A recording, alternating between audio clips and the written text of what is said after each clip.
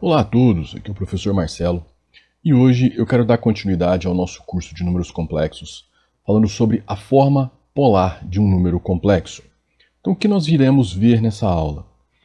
Nessa aula nós vamos falar primeiro sobre o que é a forma polar de um número complexo. Depois vamos passar rapidamente pelas operações algébricas envolvendo essa forma polar, em especial multiplicação, divisão e ainda com mais detalhes a potenciação e a radiciação, tá? Tudo envolvendo a forma polar de números complexos. Vamos falar sobre a fórmula de Moivre e depois vamos fechar a aula com a exponencial de um número complexo, sempre colocando aí alguns exemplos interessantes ao longo desse caminho. Tudo bem? Então vamos lá. Antes da gente entrar propriamente na aula, eu quero indicar aqui os dois livros que eu usei para confeccionar essa aula. O primeiro, Variáveis Complexas e Aplicações, do Geraldo Ávila. Um livro que vai desde números complexos até funções complexas, incluindo aí integral complexa, limites, derivadas e séries complexas, tá bom? E o outro foi Trigonometria e Números Complexos, um clássico aí da SBM, do Manfredo Perdigão do Carmo, Augusto César Morgado e Eduardo Wagner. Esse já um livro dedicado a números complexos, tá? Ele não traz a parte de funções complexas, mas para números complexos ele é até mais completo do que o livro do Geraldo Ávila. Então, fazer um casamento dos dois. E para essa nossa aula, onde nós vamos falar sobre a forma polar, o livro Trigonometria e Números Complexos vem bem a calhar porque ele traz todo um conteúdo sobre trigonometria antes de falar sobre a forma polar dos números complexos. Tudo bem? Então fica aí a dica para você desses dois livros que ajudou a confeccionar essa aula. Os links dos livros estão colocados na descrição, assim como o link dos artigos que me ajudaram a confeccionar essa aula, os artigos que estão publicados lá no nosso site matematicasimplificada.com. Para começar a aula, vamos aí revisar o que é um número complexo que nós falamos nas aulas anteriores. O número complexo Z é um par ordenado XY de números reais x e y, tá? Onde se escreve que Z é igual a XY, e denominamos x a parte real e y a parte imaginária de Z, onde a gente denota a parte real e a parte imaginária desta forma que está escrito aí. Então, a parte real a gente indica por esse RE de Z, e a parte imaginária esse IM de Z. Tudo bem? Dois números complexos vão ser iguais se e somente se suas partes real e imaginária são iguais. Assim, os pares ordenados 1, 0, 1, 0 são iguais, mas os pares ordenados 1, 0 e 0, 1 serão diferentes. O ponto, o número complexo 0, 1, é denominado unidade imaginária e é denotado por I. Então, esse daqui que vai ser aquele nosso I, de forma que I ao quadrado seja igual a menos 1. Tudo bem? Dessa forma, a gente pode falar que 0y é y que multiplica 0,1, ou seja, y vezes o I. Tá? E de maneira análoga, podemos encarar x e 0 como x, ou seja, isso é x vezes 1, que é a unidade real. Né? Então aqui você tem a unidade imaginária e aqui a unidade real. Então, através disso, a gente vai conseguir escrever o número real naquela forma clássica que a gente tinha. Tá? Então, de forma prática, a gente pode dizer que o número complexo Z, que é o par ordenado, pode ser representado na forma x mais IY, tá? Ou então, parte real mais a parte imaginária vezes I. Tá? Como que você pode fazer isso? A gente explica na aula introdutória, né, que isso pode ser feito como x, que multiplica 1, 0, mais y, que multiplica 0, 1. É como se fosse uma decomposição lá no espaço de duas dimensões dos números complexos. Então, isso é x vezes 1. A gente falou que essa daqui, então, é a unidade real. E essa daqui é a unidade imaginária. Então, mais y vezes i. Então, daí a gente tem z igual a x mais y. Tá bom? E essa daqui é conhecida como a forma cartesiana do número complexo Z. Mais algumas informações importantes para nós. Se a parte real for igual a zero, então Z é imaginário puro. E o conjugado de um número complexo x mais y é denotado por Z barra e é dado por x menos y. Tudo bem? Então, é uma revisãozinha rápida sobre o número complexo para a gente entrar na forma polar. Bom, a forma polar de um número complexo vai ser uma forma diferente da gente endereçar um número complexo lá no plano cartesiano. Então, geralmente, como a gente estabeleceu que z é o par ordenado xy, então fica simples a gente representar ele lá no plano complexo, né? Da mesma forma que a gente faz no plano cartesiano. Então, esse ponto P aqui é o nosso número complexo x mais y. Então, a gente sabe, por experiência do plano cartesiano, que as coordenadas em um plano podem ser escritas tanto nas coordenadas retangulares, que são essas, quanto nas coordenadas polares, que são aquelas coordenadas que envolvem um raio e um ângulo, né, com relação ao eixo x, que para nós é o eixo real. O eixo y é o eixo imaginário. Bom, então, o que nós vamos fazer? Esse raio ele vai ser o módulo do número complexo z. E esse θ a gente vai chamar de argumento do número complexo. Tá? Só que ele vai estar ligado com as coordenadas polares, ou seja, x é r cosseno θ e y é r seno θ.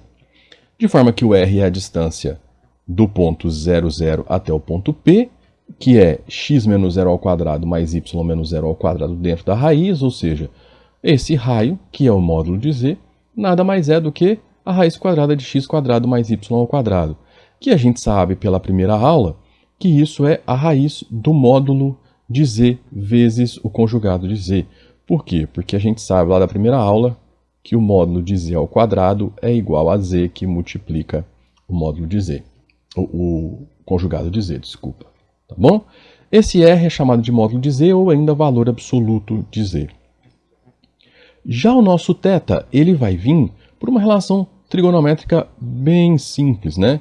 Aqui você tem o cateto oposto, aqui você tem o cateto adjacente com relação ao ângulo θ. Então, você sabe que a tangente de θ é seno sobre cosseno, ou seja, cateto oposto sobre cateto adjacente. A medida do cateto oposto é a distância desse ponto até o P, que nada mais é do que a medida y. E o cateto adjacente nada mais é do que x, que é a distância desse ponto até o x. Tudo bem? Então, a gente sabe que o θ vai ser o arco tangente de y sobre x, e aí nós vamos fixar o θ entre menos π e π. Por que nós vamos fazer isso? Porque pense o seguinte, esse ângulo ele pode ser cíclico, né? Então, para a abertura que a gente tenha quando a gente não trabalha geometricamente.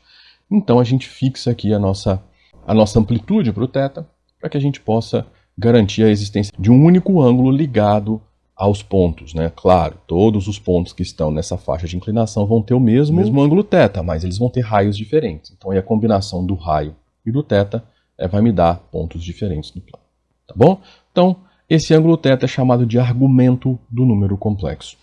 O argumento de um número complexo, z diferente de zero, por definição, é qualquer um dos ângulos, né, que a gente vai chamar, os ângulos θ, que a gente vai chamar de arg de z. Então, essa daqui é a nossa notação. Tá? Que esse vetor OP, ou seja, o vetor que tem origem em O e extremidade em P, que é o ponto que tem relação com o x mais y, tá? Então, o ângulo que esse vetor forma com o semi-eixo positivo do x vai ser o meu argumento. E aí a gente pode garantir que o argumento do produto de dois números complexos é a soma dos argumentos de cada um deles, e que o argumento da divisão de dois números complexos é a subtração do primeiro argumento pelo segundo argumento. Tá? Então, essas são propriedades importantes. É claro que todo número complexo não nulo tem uma infinidade de argumentos, dois quaisquer deles diferindo entre si por um múltiplo 2π. O argumento que pertence ao intervalo menos π até π é chamado de argumento principal e representado por essa notação aqui, argz com A maiúsculo. Tá? Já o módulo de um número complexo, ele é a distância desse ponto z até a origem, ou seja, ele na verdade ele é o tamanho do vetor OP, tá bom? Analogamente, z menos z1 representa a distância entre z e z1.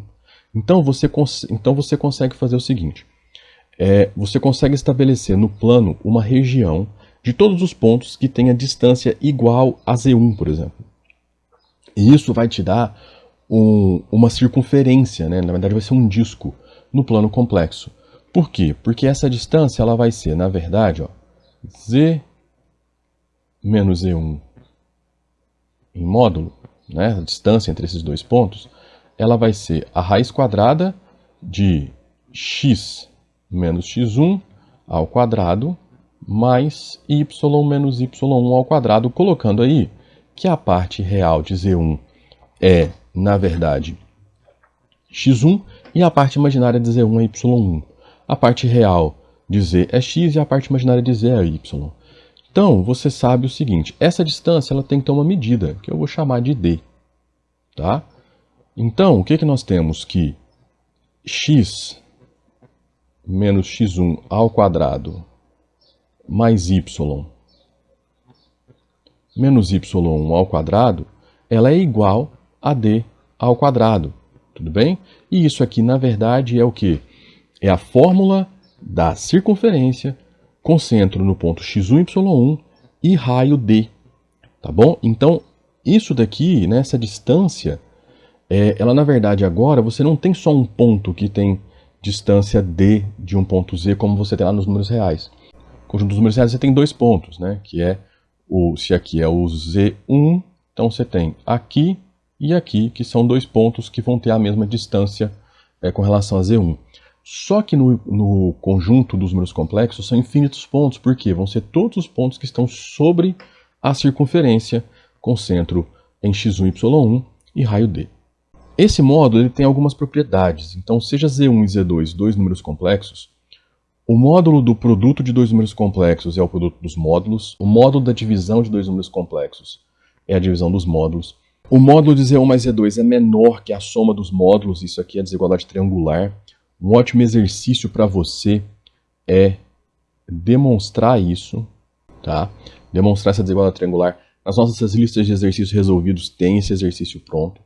O módulo de Z1 é sempre maior ou igual a zero. E o módulo de Z1 vai ser zero se somente se o Z1 for o complexo zero, que está aqui, ó.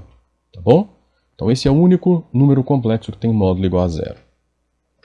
E convenciona-se falar que ele não tem argumento.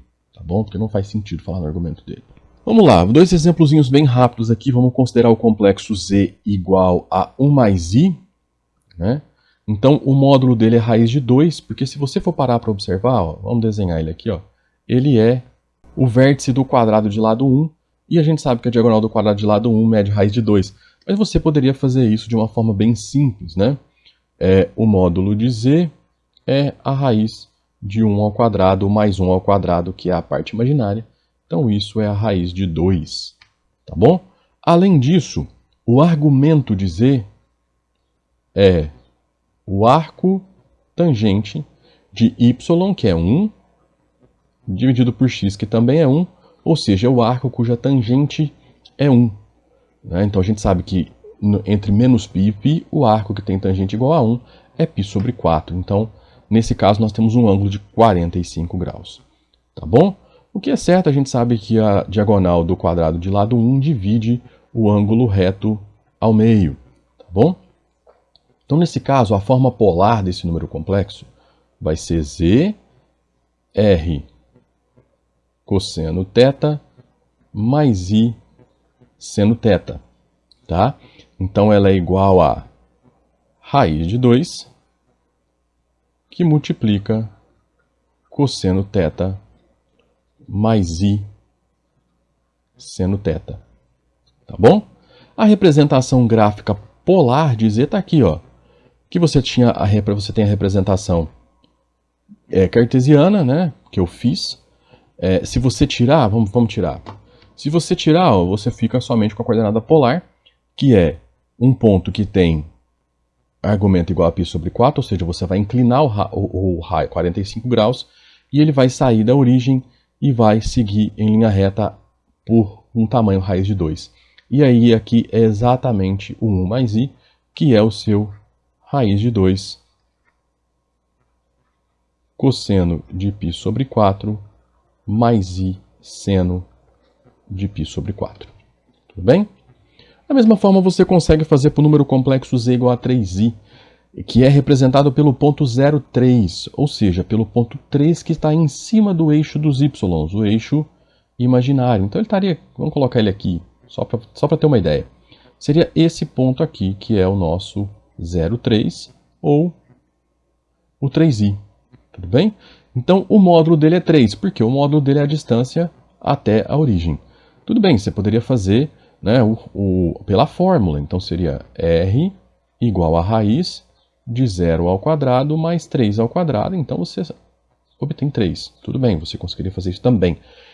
E um dos argumentos é π sobre 2. E aqui tem um detalhe bem interessante. Se você for usar a fórmula, né, do argumento para ele, você vai ter que θ, nesse caso, é igual ao arco cuja tangente é y sobre x. Só que o x aqui é 0. Então você não conseguiria fazer, porque você não pode dividir por 0. Então você falaria que não existe a tangente. Então é o ângulo cuja tangente não existe. De menos π até π, né, você teria o π sobre 2 ou o menos π sobre 2. Os dois não têm a tangente. Só que como você está na parte de cima, né, o menos π sobre 2 seguiria nesse sentido. O π sobre 2 segue no sentido anti-horário. Então seria π sobre 2. Tá?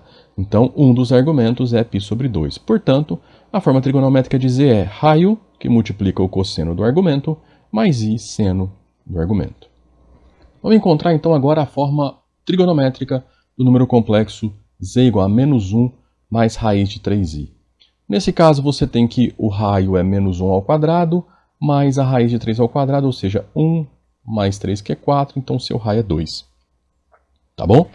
Além disso, aqui eu te dou formas diferentes de você encontrar os valores de cosseno de θ e seno de θ. Por isso eu coloquei esse exercício. Se você fosse seguir antes, o que você ia fazer? Você ia encontrar que o θ é o arco tangente de y sobre x, então, menos raiz de 3 sobre 1, ou seja, menos raiz de 3.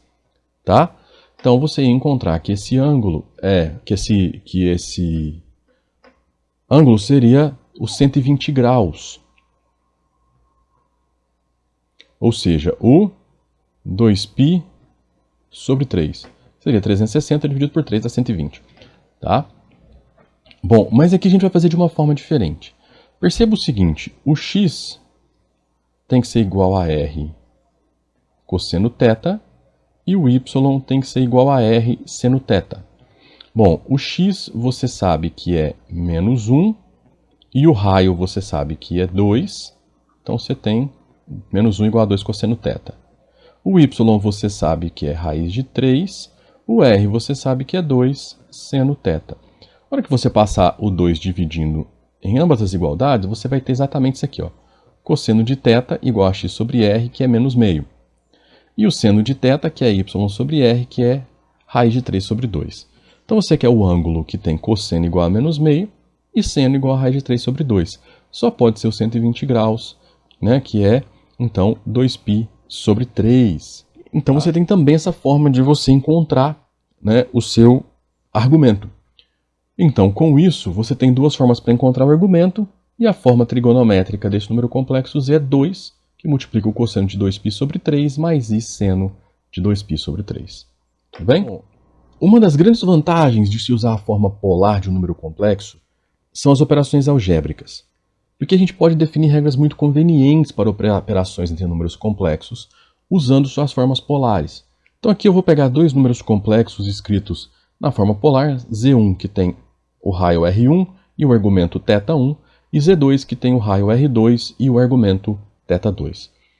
O mais interessante é que o produto de z1 e z2 vai ser r1 vezes r2, e o argumento desse produto vai ser θ1 mais θ2. Tá?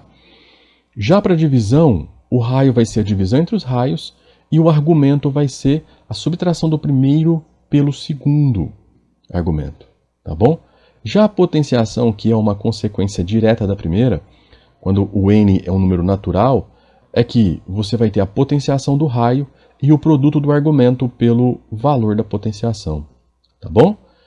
E para você aplicar Radiciação, quando o n aqui é um número natural, né, ou seja, quando você vai ter z elevado a 1 sobre n, tá bom? É você fazer a raiz do raio e pegar o argumento, somar 2κπ e dividir pelo n. Tá? Então esse vai ser o argumento para tirar a raiz quando a raiz for um número inteiro. For uma raiz natural. Tá bom? Então essas são as 4 formas. Todas essas 4 formas têm demonstrações feitas nas nossas listas de exercício. Então, se você procura as demonstrações, basta você procurar nossas listas de exercícios que estão linkadas na descrição, que nelas você tem as demonstrações de todas essas fórmulas, tá bom? Observe que as raízes de um número complexo têm todas o mesmo módulo, que é a raiz nésima do raio. Se o raio for diferente de zero, as imagens dessas raízes se situam então em uma circunferência de centro na origem e raio dado por essa raiz nésima, como ilustrado na figura abaixo. Então, observe ainda para essa figura que, dando os valores inteiros para o k, os argumentos crescem em progressão aritmética de razão 2π dividido por n, o que nos mostra que essas raízes estão uniformemente espaçadas na circunferência. Isso fica muito claro quando a gente calcular as raízes complexas da unidade. Mas antes de falar sobre as raízes complexas da unidade, vamos brincar um pouquinho com essa fórmula. Vamos fazer então uma potenciação. Nós temos aqui então o número inteiro z, 1 mais raiz de 3i, tá? E eu quero fazer z elevado a 20. Então esse número complexo tem módulo igual a 2 e o argumento dele é π sobre 3.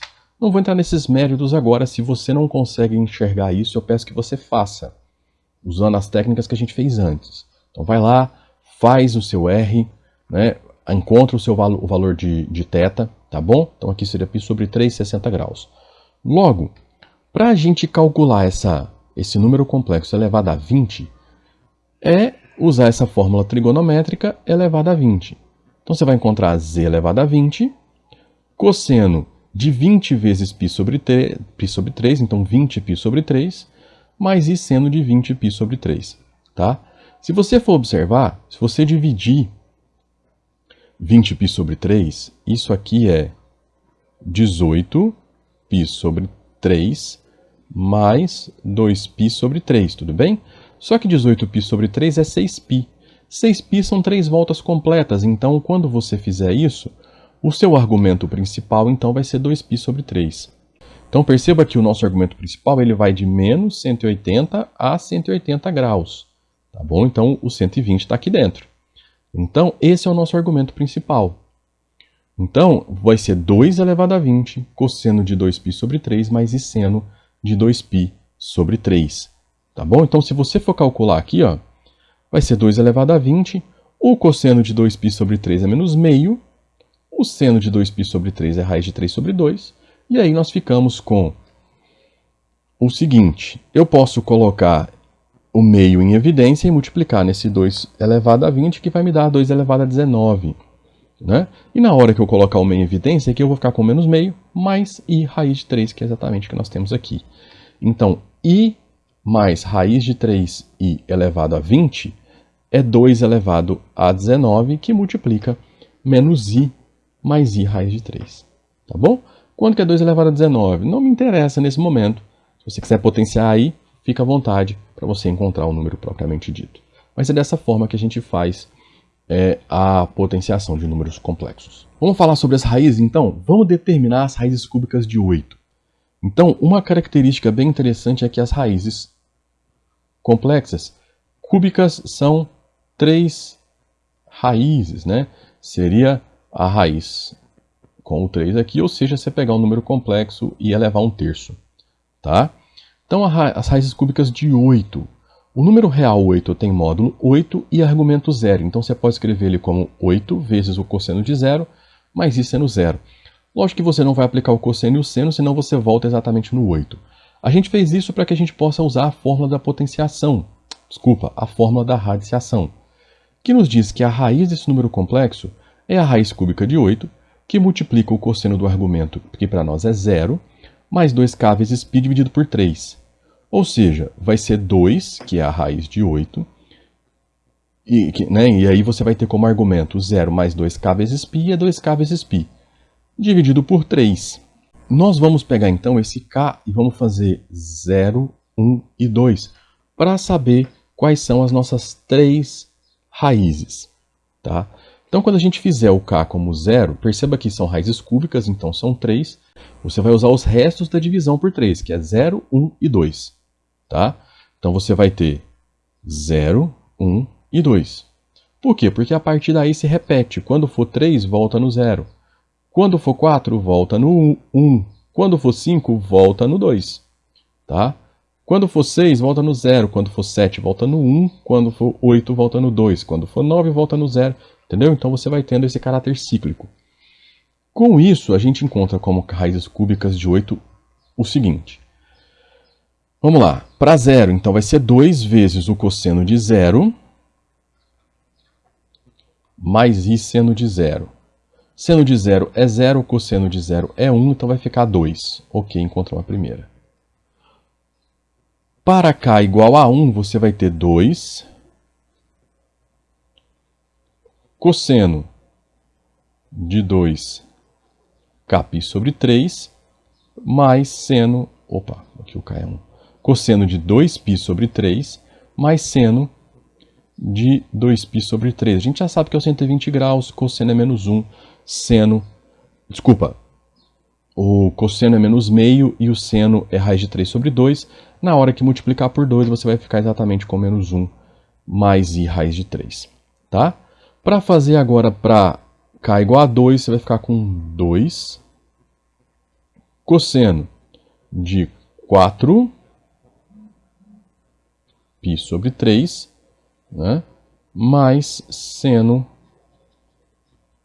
de 4π sobre 3, que é exatamente o ângulo 240. Perceba o que você está fazendo. Você está dividindo a circunferência, o 360, por 3. Então você vai ter 0, 120, 240. Certo? Então são esses ângulos que você vai ter com o raio 2. Tá?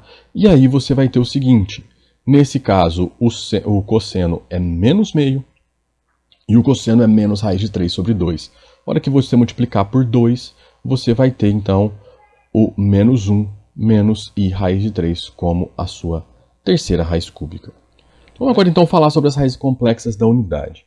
Se o z é igual a 1, né, então temos aí a unidade, z é igual a 1, então a gente sabe que o argumento dele é 0 e o raio é 1.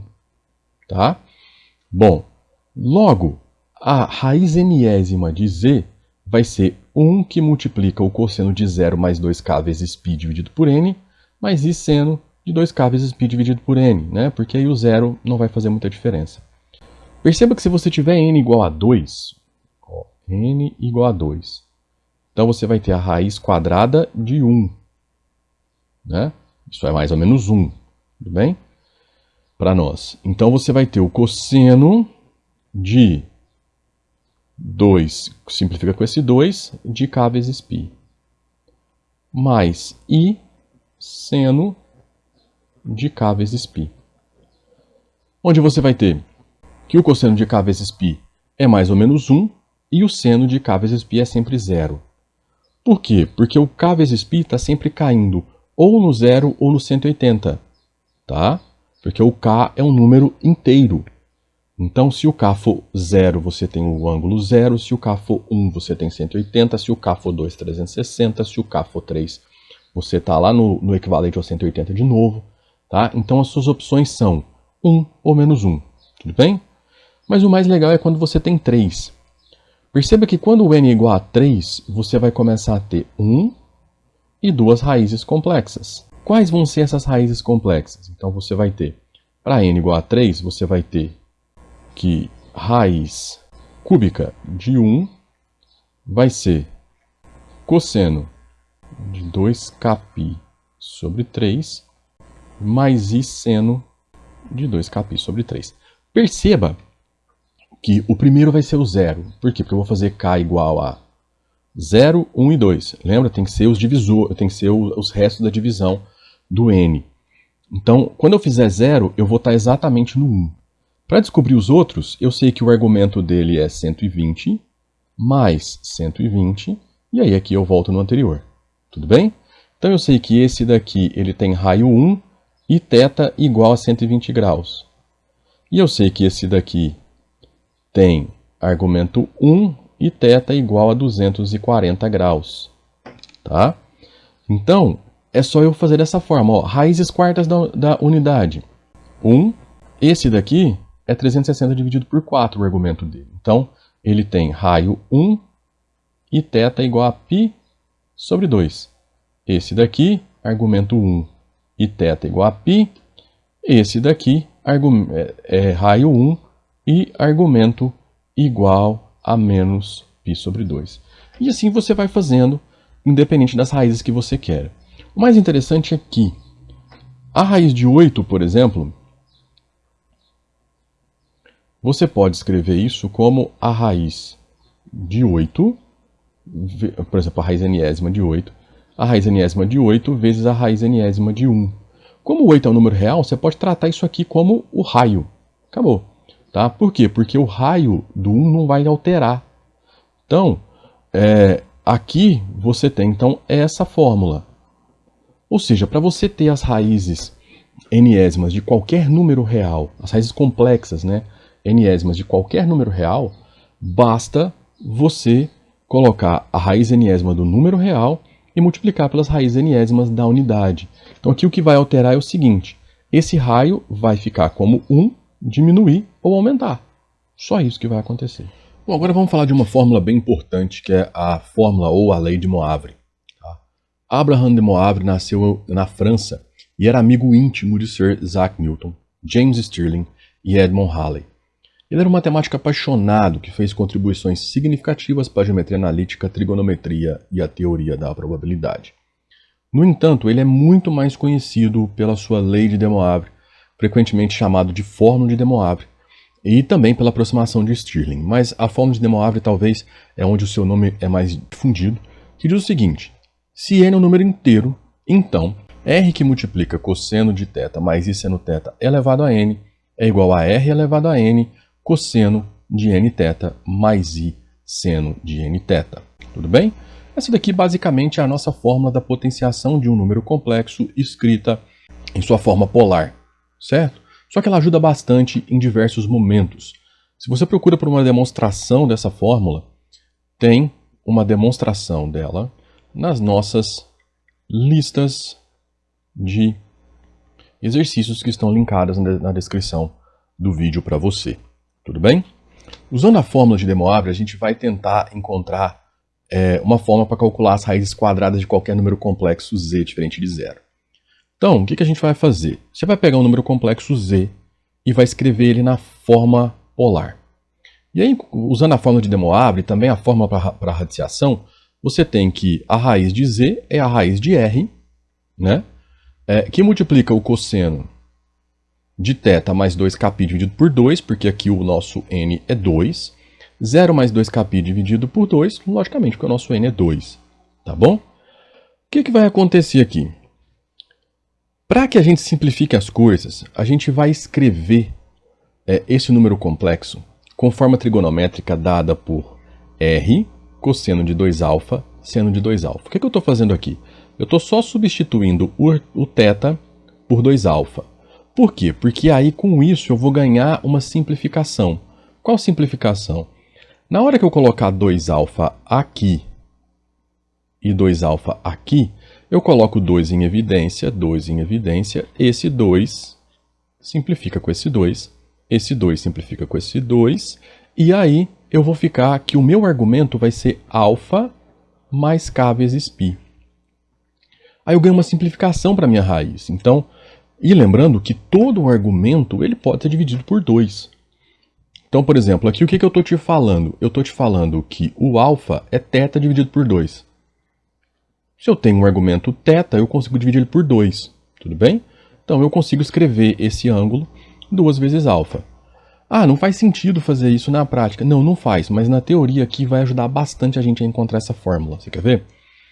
Então, o módulo de z, a raiz quadrada de z é a raiz quadrada de r cosseno mais i seno do nosso argumento. α mais k vezes π. Tudo bem? Vamos seguir então.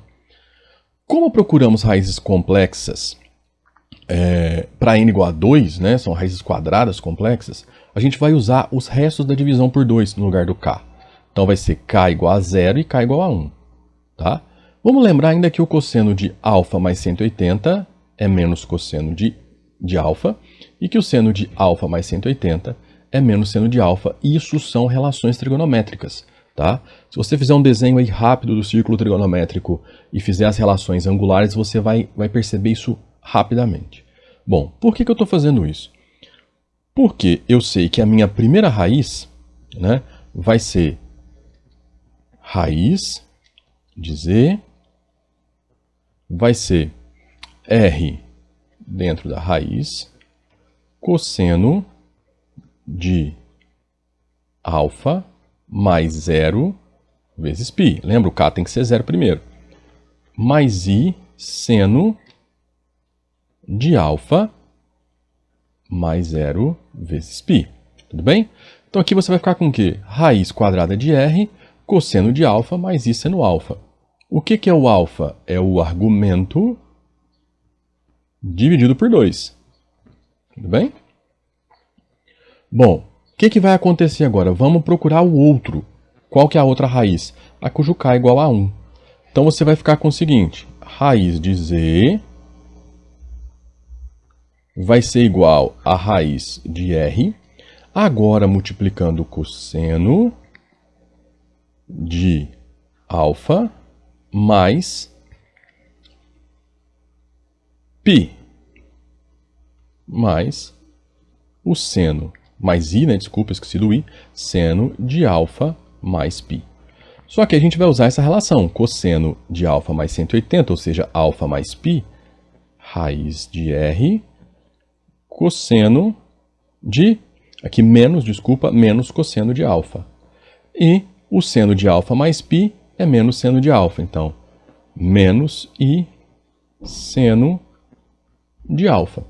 Então é que eu posso jogar esse menos para fora, e aí você vai ficar com menos raiz quadrada de r, cosseno de alfa mais i seno de alfa, sendo novamente o alfa igual a θ sobre 2. Então aí você consegue agora uma fórmula para a raiz quadrada de um número complexo qualquer. Qual que é? R, mais ou menos r, cosseno de alfa mais i seno alfa, ou seja, mais ou menos r, cosseno de θ sobre 2, mais i seno de θ sobre 2. Tudo bem? Então essa daí é a sua fórmula para a raiz quadrada de um número complexo qualquer. Basta você pegar o argumento, dividir por 2, extrair a raiz do raio e escrever aí o seu como mais ou menos para você ter as duas, né? Então aí para fechar, aqui a nossa fórmula, né? Bem escritinha para você. Tá aí a nossa fórmula para a raiz quadrada de qualquer número complexo. Agora vamos lá, vamos determinar o argumento de um produto de potências. Então você tem o número complexo w igual a 1 menos i elevado à sétima potência, mais 1 mais i raiz de 3 elevado à nona potência. Para fazer isso, eu vou escrever as formas polares dos dois números complexos. E aí, eu vou colocar essas formas polares no produto e lembrar que, para encontrar o argumento desse produto, basta pegar o argumento aqui, então é menos π sobre 4. E esse argumento é π sobre 3. Lembrando que eu estou preocupado somente com o argumento. Eu não preciso me preocupar com qual vai ser o resultado final desse produto. Bom, então para encontrar o argumento da potência, é só multiplicar esse por 7 e multiplicar esse por 9. Então você vai ficar com menos 7π sobre 4, né? E aqui você vai ficar com 9π sobre 3, que é 3π. Tudo bem? O que acontece? O produto de 10, você vai ter que esse número complexo, o argumento dele, então, é menos 7π sobre 4. E esse número complexo aqui, né, da potência que eu já estou falando, vai ter o argumento de 3π. Como você tem um produto, o argumento do produto é a soma dos argumentos.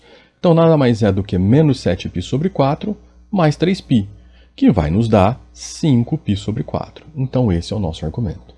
Tá bom? Então aqui é uma forma de você perceber que você consegue encontrar o argumento número complexo de uma potenciação e um produto de potenciações mais sofisticado, usando simplesmente as ideias das operações elementares, usando a forma polar.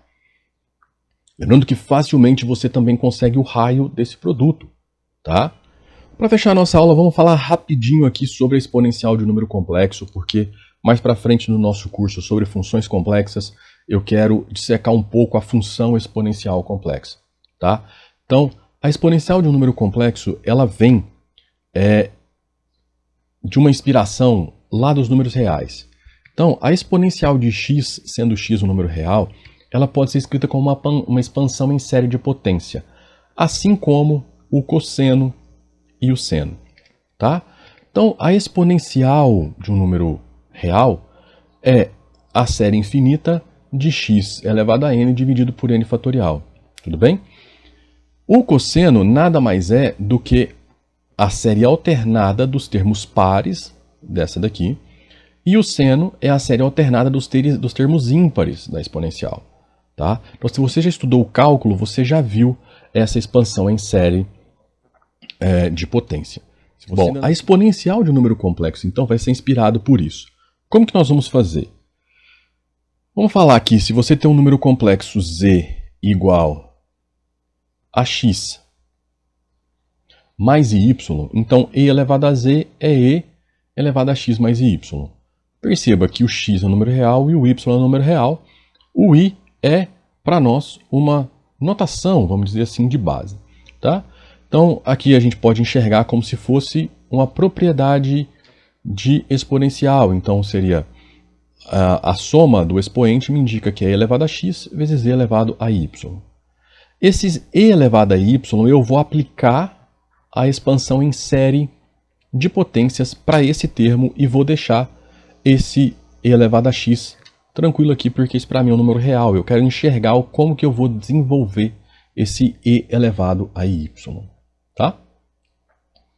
Bom, então aí eu vou fazer o seguinte, eu vou abrir essa expansão. Então nós vamos ficar com, para n igual a 0, 0 fatorial por convenção é 1, qualquer número real ou complexo elevado a 0 também é 1, então o primeiro termo é 1. Segundo termo, 1 fatorial é 1, então não vou preocupar com o denominador, e y é elevado a 1, está aqui. E você vai seguir 2 fatorial, e y elevado ao quadrado, mais y ao cubo, 3 fatorial, ok.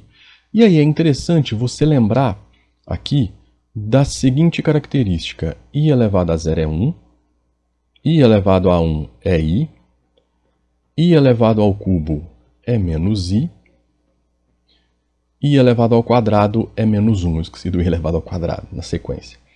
A partir do i elevado à quarta, isso começa a se repetir, tá? I elevado à sexta é menos 1 e i elevado ao cubo é menos i, elevado à sétima é menos i, tá? Então você pode estabelecer uma regra, a gente fala sobre isso nas primeiras aulas de número complexo. Por que isso é importante? Porque isso vai me ajudar agora. Porque, ó, i ao quadrado menos 1, i ao cubo menos i à quarta 1, i à quinta i à sexta menos 1, i à sétima menos i e assim sucessivamente, tá bom? O que isso vai acontecer? Eu vou perceber que os termos ímpares vão estar acompanhados de i e os termos pares não vão estar acompanhados de i. Então eu vou agrupar os termos pares e os termos ímpares.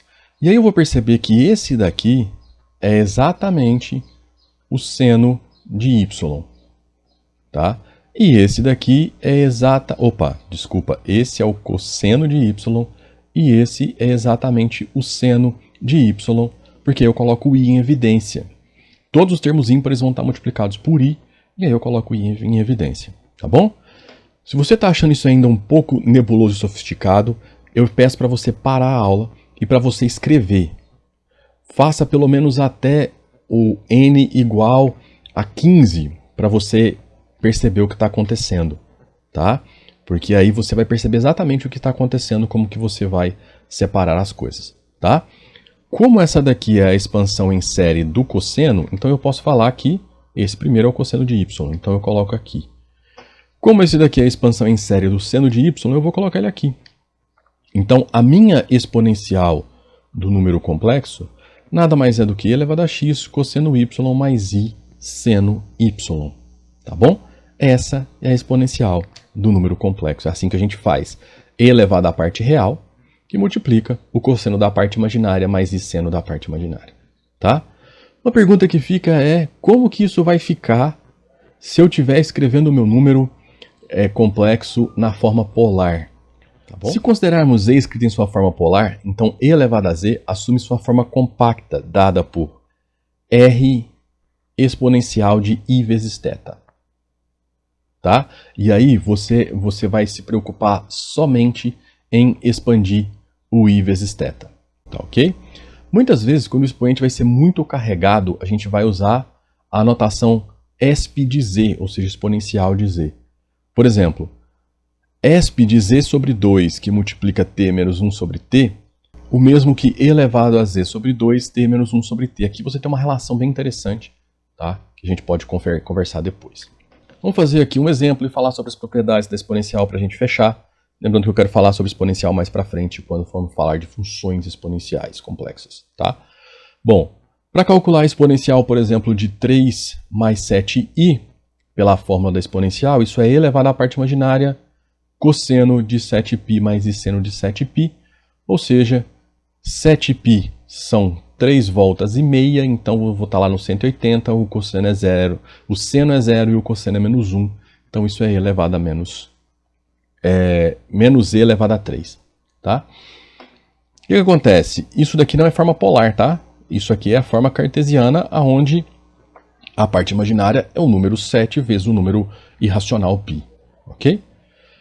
Para fechar, para você lembrar que as propriedades da exponencial de um número complexo se comporta muito parecido com a exponencial de um número real e todas elas decorrem das propriedades das funções exponencial de x, seno de x e cosseno de x, sendo que todas as demonstrações vão ser deixadas como exercícios nas listas.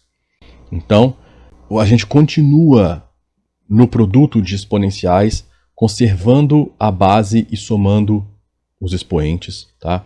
E elevado a menos z é 1 sobre e elevado a z.